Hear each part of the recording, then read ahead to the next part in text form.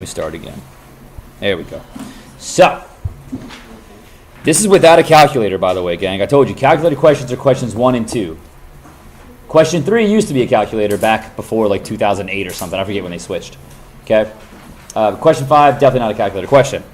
What you should know from what they're telling us here is that if g of x,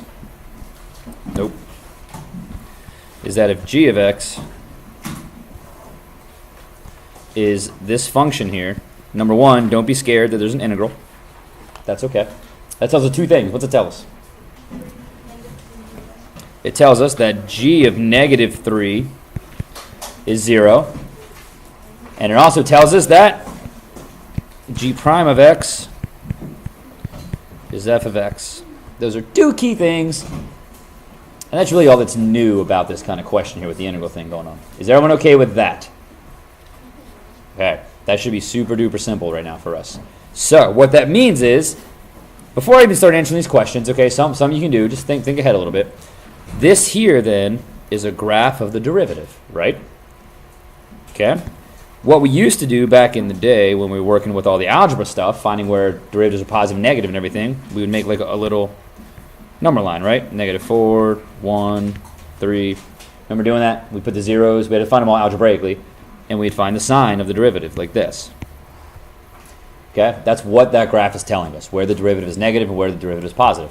Matter of fact, if I wanted to graph g, I could at least do like a rough sketch of g. So I'm not going to put it on the axis because I don't feel like doing it right now. But I guess we could put it doesn't matter.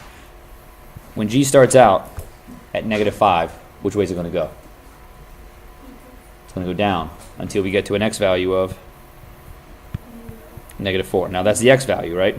And then it's going to go up and be flat again at 1. And then it's going to go up again and be flat at 3. And then it's going to go down.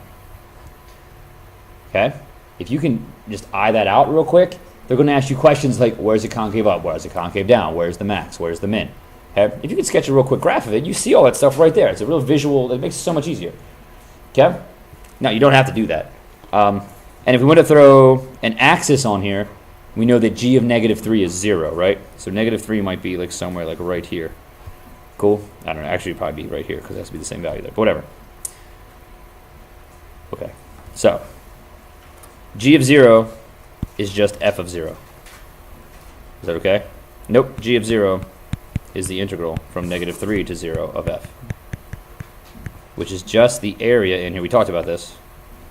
That's just the area of that trapezoid, right? You know the area of a trapezoid? Yeah, you do. It's 1/2 the height. It's the height of that trapezoid. It's not 2. It's 3. It's 3. It's the distance between the bases, and the bases are always the parallel sides. Okay? So this is kind of on its side if you're thinking about the height-wise. The height of it's 3, and base 1 is 2, and base 2 is 1. So g of 0 is 9/2. Height? Okay. G prime of 0 is just f of 0. G prime of 0 equals f of 0. It's not the slope of f, it's just f. So look at f at 0, the value is 1. Okay? Super duper easy. B says, find all the relative maximums.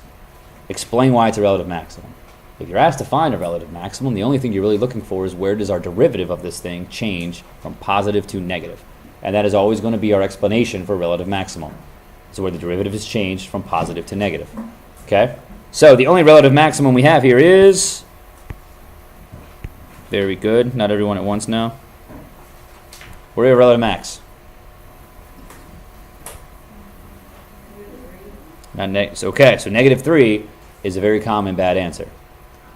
Okay, negative 3 looks like a max, but it's a max on f. We want a relative max on g. G has a relative max when its derivative. Look, I graphed g. Where does it have a relative max? At 3. You can see it just from the graph if you do it right, right? But we also know it because that's where the derivative is changing from positive to negative. It's the only place where that happens. Okay? If they didn't, or if they did include the endpoints, like if it was this, well, now you got to look at the endpoints too. Okay? What's negative 5?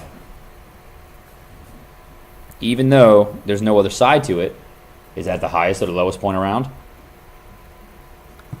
Is it, Sarah? Oh my gosh. Are you guys checking out? Yo, -5 is a max.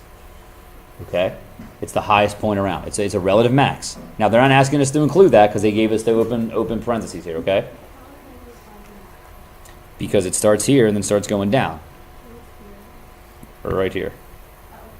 And then it starts going downward. It's the highest point around. There is no left side, basically, to -5, right? Which means all the way over here at 4 is a minimum. Okay? But we're not going to include those right now because it didn't ask us to include the endpoints. All right? So, all you're going to write for B, it says at which G, find the X values where your relative max. G of X has a relative max at X equals 3. Because, and here's my explanation, G prime of X changes from positive to negative. What's up? Victor's got to go somewhere? Where are you going? No, he doesn't have to go. Okay. Just the transcripts are ready. Good for you. Do we feel okay with this, gang? Look, we talked about this. They present the information a little bit differently sometimes, but the questions are always kind of the same. The big overarching rules are always the same. One of our big overarching rules is that if the derivative of a function goes from positive to negative, there is a relative maximum there. Okay? Yes, sir? You could also say f of x here. I think it's better for you to label it in terms of g, since that's what they're asking about. Okay? If anything, I would say because g prime of x, which equals f of x. Okay? Good? C says find the absolute min. So I want you to note the difference between the wording here. B says find the relative max. All you need to do for that is look at the derivative and see where it changes from positive to negative. But when you want to find a relative min, or I'm sorry, an absolute min or an absolute max, then you got to do all the stuff we were talking about before. You got to show you know where to look. You got to find all the possible values. Then you write a little sentence listing out what the answers are. Okay?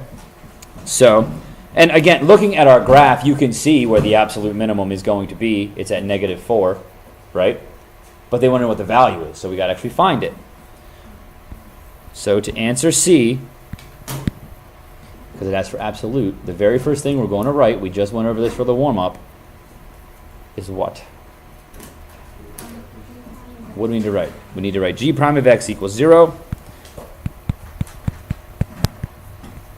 or g prime is undefined. Now, there are no places where g prime is undefined, because g prime is f, and f is defined the whole interval. Okay? But just always keep in mind, you have to find those if there are any places like that. So, you don't even have to do any math here. We know g prime of x is 0 at -4, at 1, and at 3. So we're going to write -4, 1, 3. Now, I'm not going to find the values at 1 or 3 because I know they're not minimums. All right? 3 was a maximum, relative maximum, and 1 is neither because the derivative doesn't change sign there. G prime doesn't change sign. Okay? But that's always the first thing. Show you know where to look. The second thing is actually find the values at the places you have to check. So we need to find g of -5. We need to find g of -4. We need to find g of, 4? Okay, well 4 is the other endpoint, right? I'm checking -5 and 4 because they're endpoints. And I'm checking -4 because it's the only place where f prime changes from, or g prime changes from negative to positive. So g of -5 is just this. -3 to -5 of f of x dx. If we knew what f was, we could actually integrate it. Or we could use a calculator. Okay? But we don't have a function for f necessarily, we have a graph. When you have a graph, you have to find the areas. Okay? One thing I want to highlight is that if you're integrating from left to right, the integral is just the signed area, right? Positive above, negative below. But if you're integrating from right to left, think of that as like backwards, right? which we're doing in this case, it's not the area, it's the opposite of the area because you're going backwards. Okay? Basically, I'm saying this. And the only time you need to do this is if you're finding areas to do an integral. Okay? If you're going from a value, x value that's greater to an x value that's lower, like in this case, you should just flip it like that. You don't need to do that on a calculator. You don't need to do that when you're doing it by hand if you're actually evaluating an integral by taking an antiderivative, okay? But if you're doing it geometrically by finding areas, you should always make sure you're going from left to right on the x-axis. Everybody okay with that? Super common thing for kids to find this answer and change the sign. Or not change the sign and then they get it wrong. But either way, to find the integral from -5 to -3, we need the area in this triangle, and we need the area in this triangle. Well, it turns out the first triangle is -1, and the second triangle is +1. So the total integral is 0, and it didn't even matter that we changed the sign, because it's just 0. Cool. Using that same reference, if we go from -3 to -4, that's the same as negative integral from -4 to -3 f of x. And that's just the area in that triangle from -4 to -3, which is 1. But it's -1. Okay? And again, that's happening. The fact that the area in this triangle here is 1 means that from -4 to -3, g goes up 1, right? That's happening here to here. We went up 1. But we're going backwards with our integral. So we actually went down 1, -1. Okay? And then the very last thing we got to find, or explain why we're not going to find it, is g of 4. So g of 4 is the integral from -3 to 4 f of x dx. All right? That's going to be, so this kind of pain in the butt because you got this weird circle thing happening. But here's my advice to you. If you don't know how to find that area, which I'm going to show you, and I don't know, you should know how to find this area. But if you don't just leave it blank. Don't just say I don't know how to do it, so I don't do it. Make something up. Put an answer down. You get a lot of just partial credit for doing this whole process, okay? If you mess up somewhere in the middle, you might lose a point or two, whatever. Okay? But don't just skip it because you don't know how to find one stupid area. By the way, we have to go from -3 to 4. So we already did the area in here. What was it? 9/2? 4.5. Cool. I'm going to skip the circle part for right now. We just got to find all the areas, okay? The area in this first triangle here is 1 times 1 times a half, right? Base times height times a half. So that's 0.5 in there, right? Positive 0.5. And the area in this triangle here is -0.5. Cool. So we're going to add all those together. The only thing we're left to find is the area under this circle. So the way you do that is, man, that looks really, why is it so squiggly? Is we find the area of that whole rectangle, which is 2, and then we subtract off the circle, which is a semicircle with a radius of 1. If the radius is 1, then the area of the whole circle would be pi. But because it's half of the circle, it's pi over 2. So the integral from -3 all the way to 4 is 4.5 plus 2 minus pi over 2 plus 0.5 minus 0.5. Okay, the 0.5s go away, so that is just 6.5 minus 2 pi. What's up? Oh, minus pi over 2. Is that what you're saying to me? Thank you. So, I'm hoping this process becomes very quick, right? There shouldn't be hopefully the more we do it, it's very repetitive. Where do I need to look? Actually look there, write a sentence explaining what's going on. Okay? 1, 2, 3. So, the absolute min of g of x is g of, what was it, -4 equals -1. Okay? Then look, just say what you did. I checked the endpoints because I'm so smart. x equals -5 and x equals 4. And I checked where g prime of x, which is f of x, changes from negative to positive. Okay, which you might as well list out what that was too, right? That was x equals -4. Feeling good? Huh? I think you should. Yeah, I think you should. Hey, I did this. I know where to look. Okay. I know sometimes the AP answer keys don't do that. I just think you should. It explains your whole process and just ensures that like anyone grading papers like this kid knows what's up. Okay. Becca knows what's going on. Killing it. Okay. The next question. So, next question is an example of them asking us something that we know how to do, we've done before, but it's a little bit weird because they changed up how they presented the function to us. Okay? So all we're going to do is use our rule that we know for finding points of inflection, which what's the rule for finding points of inflection? If I gave you a function and said, where are the points of inflection, what would you do? Second derivative, changing sign. Yes, excellent, good. Okay? So that's what we need to do here. We got to find where the second derivative changes sign. So the first thing you would normally do is find g prime of x. Well, that's just f of x. The next thing you would do is find g double prime of x. Well, that's just f prime of x. Now, if we had a function for f, then I could derive it and actually do some algebra. Okay? And I know this seems a little harder, but it's actually easier because you don't have to do any stupid algebra. You just got to relate this back to the graph they gave us. The graph they gave us was f.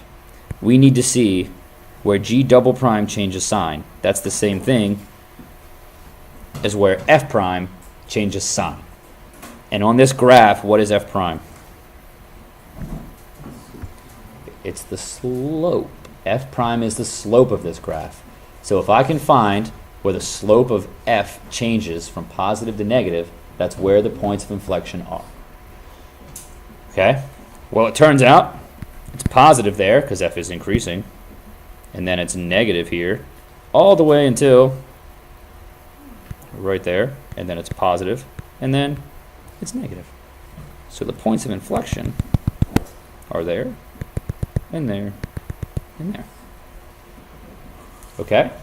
You don't even need to show any work. You just need to be able to find them. So there is a general rule that says points of inflection happen where the second derivative changes sign. Points of inflection also happen where the first derivative has a max or a min.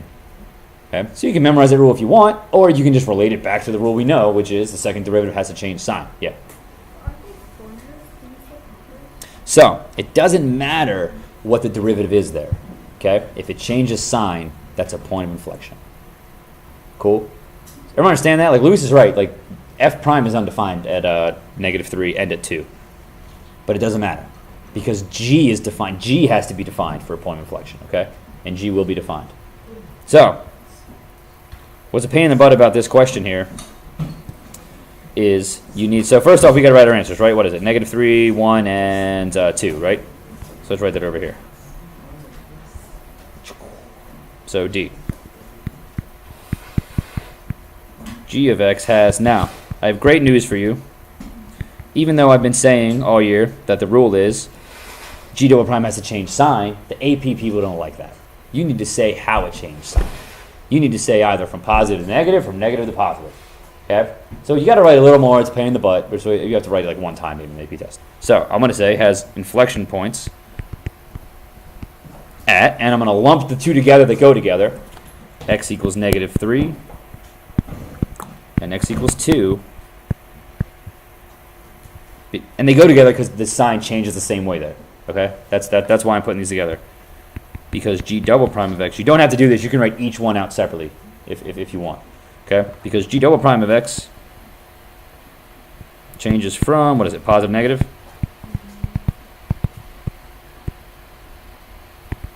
Back. G of x has inflection points, or has an inflection point at x equals 1. Because G double prime of x changes from negative to positive. Okay, let's dump this.